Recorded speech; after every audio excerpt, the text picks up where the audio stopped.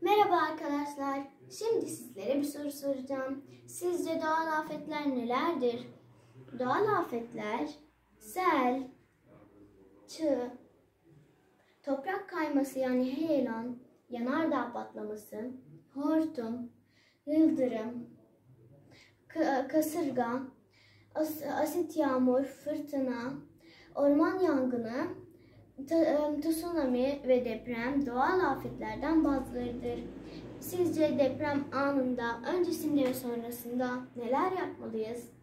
Deprem öncesinde yapılması gerekenler: deprem çantası hazırlamalıyız. İçine su, yiyecek, düdük, giysi, ilk yardım çantası, ilaçlar, nakit para, evrak dosyası, çok amaçlı çakı, cep telefonu, radyo, fener gibi eşyaları koymalıyız.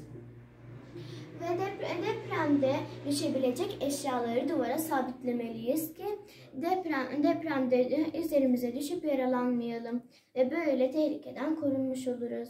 Deprem anında yapmamız gereken, depremde çek, kapan, tutun hareketini yapmalıyız. Ve buna hayat üçgeni yöntemi denir. Hayat üçgeni yöntemi elimizi başımızın üstüne koyarak çöküp tutunmaktır.